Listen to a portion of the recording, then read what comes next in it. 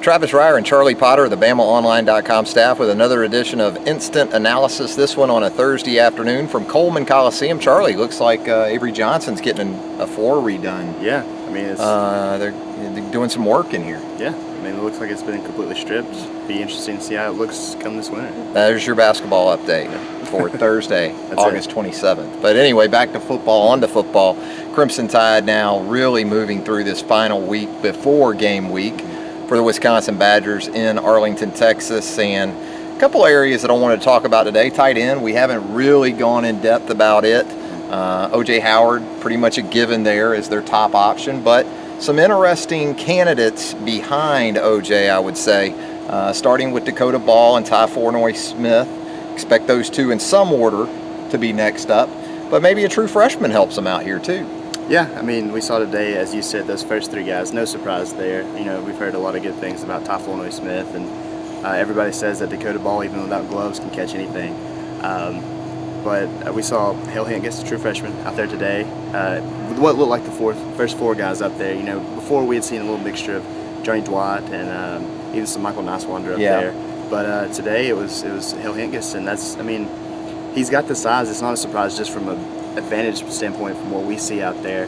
But, you know, that's another case where a true freshman's come in and stepped up. Yeah, he's a guy that you can tell in a year is going to be a lot different physically than he is right now. But I would say he's adequate from that standpoint to help in a depth role. Yeah. Now, when they go short yardage and goal line, who knows? Maybe we see guys like Michael Niswander, maybe as a fullback in the backfield. They use him. Johnny Dwight. They've used big guys in the backfield in the past. Jesse Williams. He would certainly work. Dominic Jackson. You could maybe line him up back there. So they have some options for the different packages that we'll see from them this season. But yeah, some groupings today. Ty Flournoy-Smith, O.J. Howard, Dakota Ball, Hale Hentges, Johnny Dwight, Michael Niswander. There's six guys right there. You ought to be able to figure it out between those guys. Yeah, I mean, I think it's a deep position group, one that I thought would not be as deep as it is. I mean, obviously you have two guys that are former defensive linemen in Dakota Ball and Johnny Dwight out there, and then guys that are inexperienced in Niswander and Hale Hentges. And Ty Flournoy-Smith honestly hasn't seen that many reps. So you have one experienced guy coming in O.J. Howard. But, no, I mean, it looks like a good group. You know, we haven't heard much about the tight ends, but, you know, most of the time no news is good news.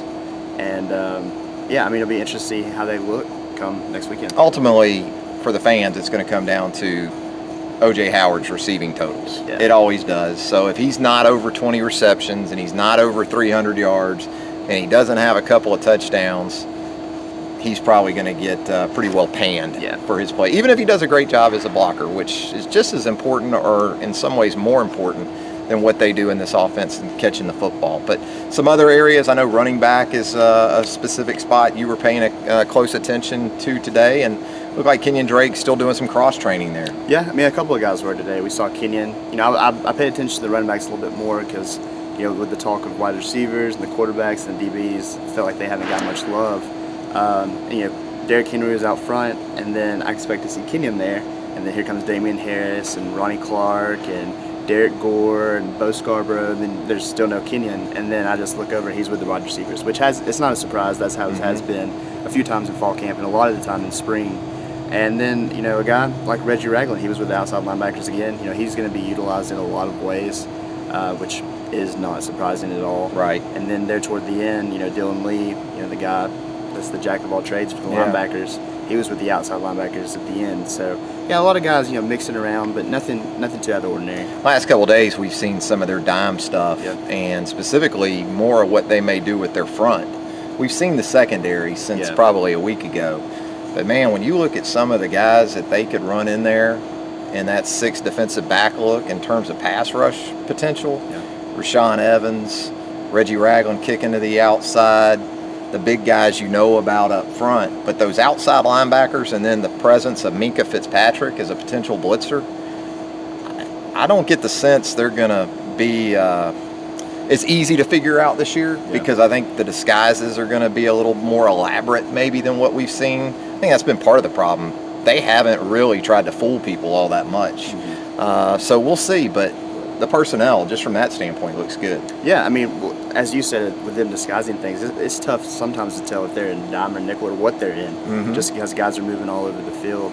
And today Reggie Ragland split all the way out wide, and I was like, well, he's at right corner basically. Yeah. And I mean, he obviously wasn't, but from that standpoint, from a personnel standpoint, it's been Marlon and Cyrus at corner, Gino and Eddie at safety, and then Minka comes in at star and nickel, and then Maurice comes in at money and dime, and that's how it's been. I think it's been more than a week now, yeah. And that's what it's looking like it's going to be in Texas. And it was a little surprising, but now it's just the norm. I mean, you hear a lot of good things about Marlon and Minka from all the guys, so I mean that's just how it's been. The interesting thing to me that we haven't seen is the base. Yeah. Because that's what they're going to play a lot of. You got to think against this Wisconsin offense.